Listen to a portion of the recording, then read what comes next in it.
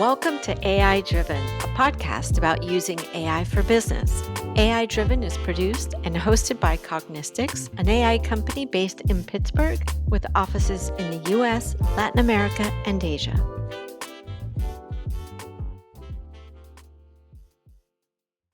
Welcome to AI Driven. I'm Patty Maldonado. Ensuring data quality is something many businesses face. The solution at times feels daunting, especially for companies that manage thousands of records. Yet not addressing the issue of data quality could cost a business way more than just money. Joining us today to talk about how companies can ensure data quality and what happens if they don't are product manager Romy Dhiman and data scientist Justin Waltrip. Welcome to you both. Hey, Patty. Thank you.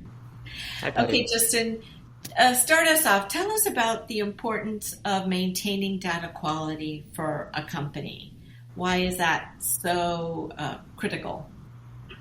Yeah, so over the last few years, especially since data science has become more of a field in the last 10 to 15 years, and a lot of companies are actually starting to recognize that the data that they have, especially historical data, can actually be used. It can actually be used like a resource in the same way that a company can have capital or can own property. Data can be really valuable. You're able to train machine learning models using a lot of that old data as long as it's of good enough quality to actually be useful.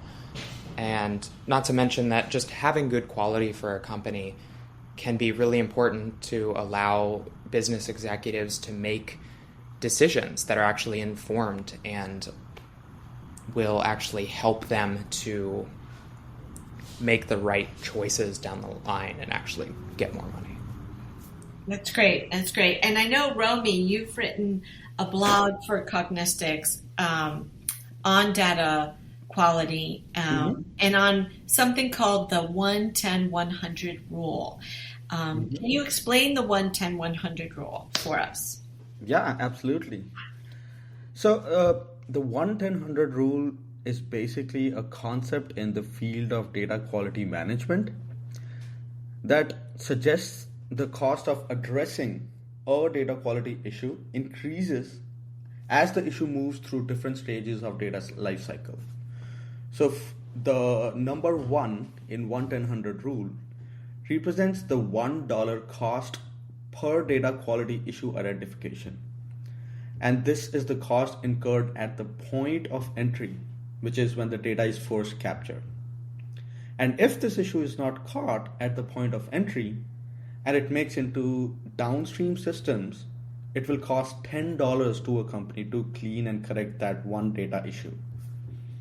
And furthermore, if this issue is not addressed at the point of entry or downstream and remains in the system, it will cost $100 to remediate the impact of that one bad data error on downstream systems. And that $100 can be into such as lost revenue or customer dissatisfaction, or even in worst cases as damaged reputation. So this rule emphasizes the importance of proactively ensuring data quality at the source, as it is far more cost effective to prevent errors and inconsistencies, more like early in data lifecycle rather than correcting them downstream. So that's the gist of 1-10-100 rule. So can a company apply the rule to existing data management, or do they have to do it at the start of a new, using a new technology? Yeah, absolutely. A company can apply the 1-10-100 rule to its existing database systems, and it will be applied as part of a data quality improvement initiative. So while it's often more straightforward and cost effective to implement data quality measures at the source, addressing data quality issues in existing databases is extremely valuable, necessary, and time consuming. So improved data quality basically can lead to various benefits for a company, similar to decision making, increased operational efficiency, and reduced risks associated with erroneous data. So yeah, absolutely. they can apply this rule to their existing data management system. And there are some further steps that I have thought about that we can talk about it, which will help our listeners that how they can apply this thing to their existing databases. Do you want to go through those steps now? Yeah, absolutely. So, the number one thing that our customers that we execute when we are deploying data quality is basically identifying data quality issues with the existing databases. That's the very first step, identification. And once we have identified, next step would be prioritizing the identified issues based on their impact on business operations, decision making, and compliance requirements. And once we have prioritized, of course, the next step would be automatically cleaning these existing data issues depending on the complexity of these errors. And this cleaning involves various steps like data normalizations, transformation, and data enrichment. And once we have cleansed these data errors, the next step that data quality engine of Cognistx does at a daily point is basically preventing future issues from arising by adding validation checks, improving data entry processes, and establishing data quality standards. It regularly checks the data quality and proactively addresses any new issues that arise. So it also helps the companies in order to measure and track how much they have spent on prevention and correction and compare that amount to the potential costs of not addressing these data quality issues. So it's pretty powerful what data quality can do. And so that means the rule itself is very powerful.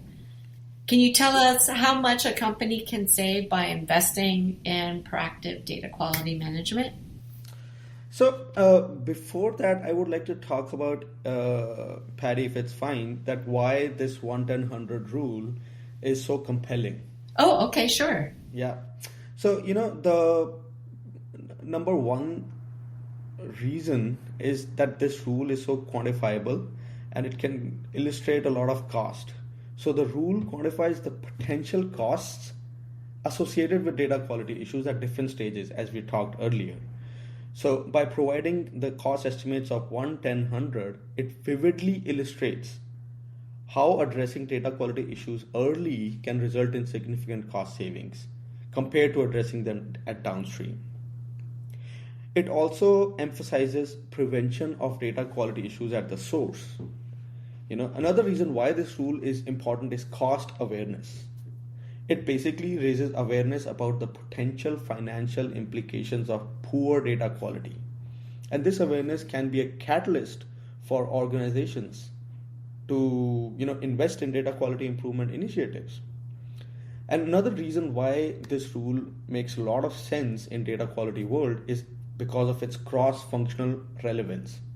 Whether it's healthcare, finance, retail, manufacturing, or any other sector, data quality, of course, is critical. And this 1-10-100 rule can resonate with professionals across these domains, which makes it a valuable communication tool when discussing data quality with stakeholders, including executives, managers, and data professionals. This rule basically advocates for proactive measures to prevent data quality issues, rather than relying on cost corrective actions later. So those were some of the points that, I wanted to mention why this rule becomes so important and compelling when an internal stakeholders discussions are happening about data quality initiatives. That's great. So how much can it save? I mean, I know that there are so many benefits to applying the rule and to addressing data quality, but in terms of cost savings, because that really resonates with a lot of business owners in terms of how much they can actually save by addressing these issues. Absolutely. That's a great question. So the savings a company can achieve by investing in proactive data quality management varies significantly depending on several factors. And some of these factors are basically size of the company, industry it operates in, the complexity of its data, and the extent of existing data quality issues. So it's challenging to provide a specific dollar amount which will be generic for all of our listeners in different industries which are working in different size of the companies, because it depends on unique circumstances of each company. However, various studies have shown that the return on investment for data quality management initiatives can be substantial. Companies that prioritize data quality typically see long-term benefits in terms of cost savings and revenue generation.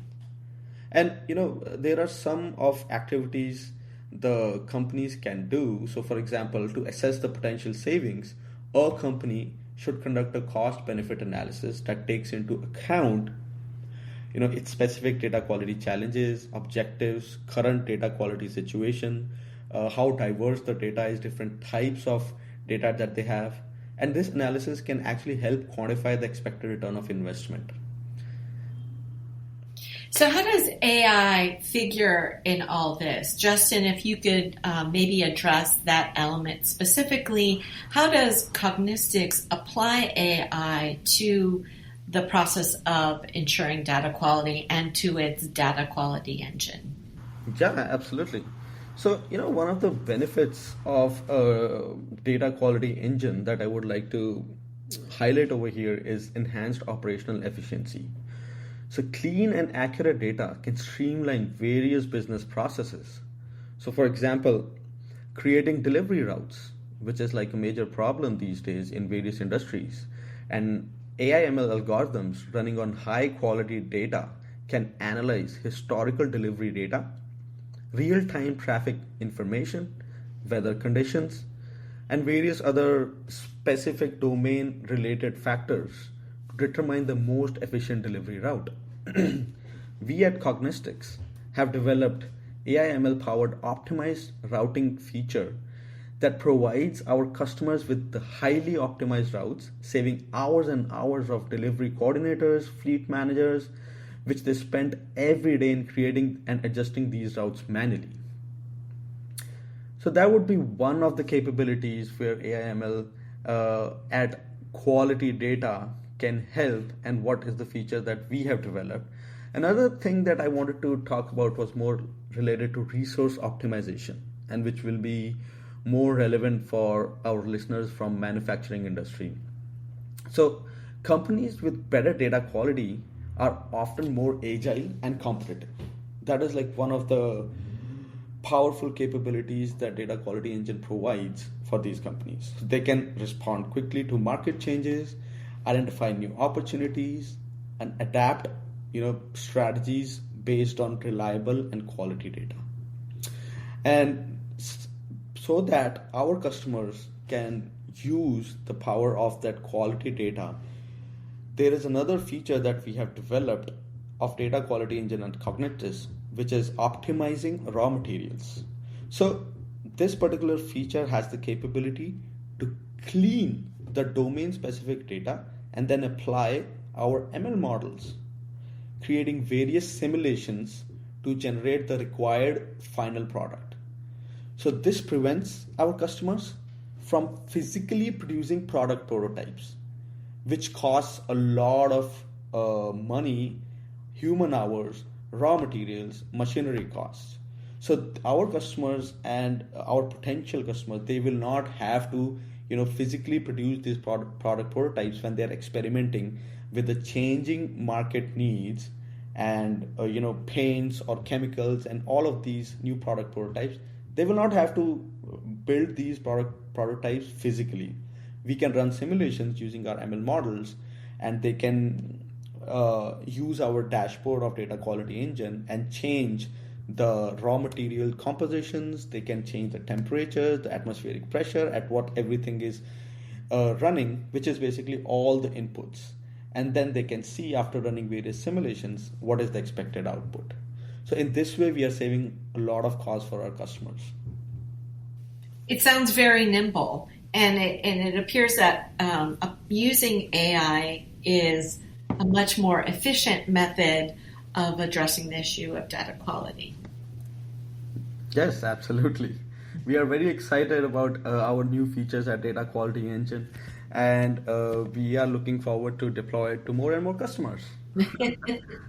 That's great. Now, Justin, did you want to expand on the use of AI on addressing issues like data quality? Sure. So I guess I've just been thinking of like an example of how to illustrate this. And I was thinking about the healthcare industry. And so let's say that there's a hospital that has a limited amount of resources. They only have so many MRI machines or CT scan machines. There's only so many resources for them to actually get the patient tasks that they need done. And so at the kind of executive level of that hospital, they might want to understand, based on patient information, how many tests that patient might actually require. So when someone gets an intake to the hospital, they might want to just understand how many of their resources are going to need to be allocated towards that specific patient so that they can make decisions about where to put more of their budget, maybe which machines they should buy more of, or which ones they should focus on to make sure that they're running smoothly and make sure that they're getting the appropriate maintenance. So in order to like train a machine learning model to actually try to take in this patient information and predict which machines this patient might need, we need historical data. So we need old data that shows us here was this patient that came in and here are the various procedures that they've gotten done or the various scans that had to be done at the hospital. And that type of data, in order for it to be actually used to train a machine learning model, needs to be standardized. It needs to be consistent. Somewhere, some computer script has to get a standard form of the intake information and then a standard output. And so this is where data quality is really important, because there's no way to train this model if we don't have consistent and high quality data. And so if we have a system like our data quality engine at Cognistx, it's going to ensure that every time a patient has some kind of procedure done, that it's documented in a standardized way. And that way will be computer readable, so that in the future, if someone comes into the system, they're able to grab that information really quickly and know that it's going to be in exactly the right format.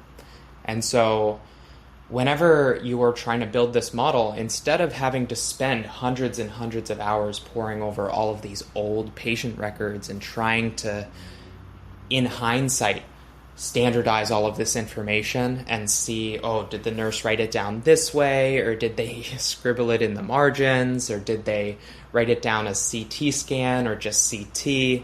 There's a lot of different ways that can go wrong, and it's really hard for a computer to be able to understand exactly what was meant by what that nurse had written on that day in the past. And so if we just address that issue at the source and make sure that when the data goes into the system, that it's just put in correctly, and that might even involve like just prompting them to make sure that they select a drop-down instead of typing it in themselves, or using AI to kind of flag that issue right when it happens and alert someone instead of trying to go back and do it retroactively. That's where you see the significant cost savings. And that way, these executives can actually use their historical data to really get valuable insights into how they should be running the company. That's really great. That's a really great example. So I want to thank you both for joining us today to talk about the issue of data quality and how to ensure data quality. I want to encourage our listeners to read Romy's blog, the 110-100 blog. It's on our website under blog page. It's pretty easy. Our website is cognistx.com. That's Cognistx.com. And if anyone listening has a question about data quality or the use of AI to ensure data quality, please email us at info@cognistx.com. And we'll be able to answer your questions. Maybe Romy will get in touch with you, or Justin will get in touch with you. Regardless, we're here to help you. and help you understand how AI can really improve the operational efficiency of different businesses. So thank you both again for joining us, and we'll be back soon with another new show from AI Driven. Thanks, guys. Thank you. Thank you. Thanks for listening in. Learn more about how AI drives what we do at Cognistx.com.